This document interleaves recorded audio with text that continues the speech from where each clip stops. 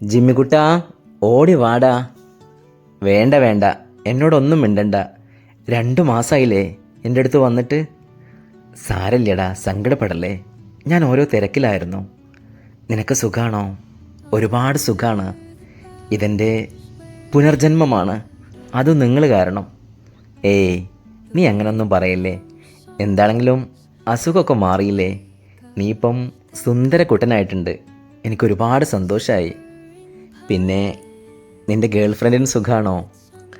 നീ അവളെ വിട്ട് എങ്ങും പോവില്ലല്ലേ? നീ കള്ളനാണ്. പിന്നെ ഞാൻ വരുന്ന എവിടുന്ന് അറിയോ? ഇന്ന് തൃശ്ശൂരുള്ള മണ്ണുത്തിയിൽ വെറ്റിനറി കോളേജിൽ പോയി വരിക. അവിടെ നിന്നെ പോലെ 50 ആളുകളുണ്ട്. അവർക്ക് നീതി വേണം. അവർക്ക് ഭക്ഷണം കൊടുത്ത ഫൈനാണ് പോലും. ഞങ്ങളല്ലെങ്കിലും ആർക്കും വേണ്ടല്ലോ. ആരാ പറഞ്ഞ ആർക്കും വേണ്ടാന്ന്? ഇന്ന് അവിടെ ചെന്നപ്പോഴല്ലേ നിങ്ങളെ സ്നേഹിക്കുന്ന 100ഓളം ആളുകളെ ഞാൻ കണ്ടു. നിങ്ങൾ ഒരിക്കലും പേടിക്കണ്ട. ഇന്ന് നിങ്ങളെ തള്ളി പറയുന്ന, കുറ്റം പറയുന്ന എല്ലാ ആളുകളും നിങ്ങളെ തിരിച്ചറിയുന്നൊരു ദിവസം വരും. അത് വിദൂരത്തല്ല, ഞാനാ പറയുന്നത്. നീ സങ്കടപ്പെടല്ലേ.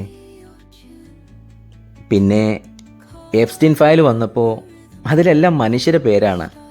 നിങ്ങൾ ഡോഗ്സിൻ്റെ പേരൊന്നുമില്ല. അതുകൊണ്ട് ഒരു കാര്യം ഉറപ്പാ, മനുഷ്യരെക്കാട്ടിലും 100 ഇരട്ടി നല്ലത് നിങ്ങളാണ്. നിങ്ങൾക്ക് വേണ്ടി സംസാരിക്കാൻ ഇന്ന് ഒരുപാട് നല്ല മനുഷ്യരുണ്ട്. അതുകൊണ്ട് എല്ലാം ശരിയാവും ജിമ്മി. നീ സങ്കടപ്പെടണ്ട. എൻ്റെ ട്രെയിൻ വരാനായി. ഇനി നിന്നെ വിട്ടു പോകുമ്പോൾ എനിക്കും സങ്കടമാണ്, നിനക്കും സങ്കടമാണ്. അതുകൊണ്ട് എൻ്റെ കുട്ടി പോയിട്ട് ഉറങ്ങിക്കേ.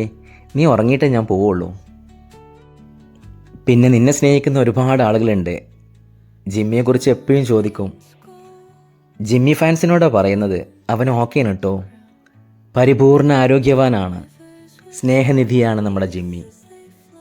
ജിമ്മിക്ക് പകരം വെക്കാൻ വേറൊരാളില്ല. 6 വർഷമായി ഞങ്ങളുടെ സൗഹൃദം തുടങ്ങിയിട്ട്. അപ്പം പിന്നെ നമ്മുടെ ജിമ്മിക്കുട്ടി ഉറങ്ങി. ഇനി ഉണരുമ്പോൾ എന്നെ കാണൂല. അപ്പം അവന് സങ്കടമാവും. എന്താണെങ്കിലും ഞാൻ പോവുകയാണ്. ഇന്ന് ഇത്രയേ ഉള്ളൂ ജിമ്മിയുടെ വിശേഷം. ജിമ്മി എനിക്ക് ജീവനാണ്.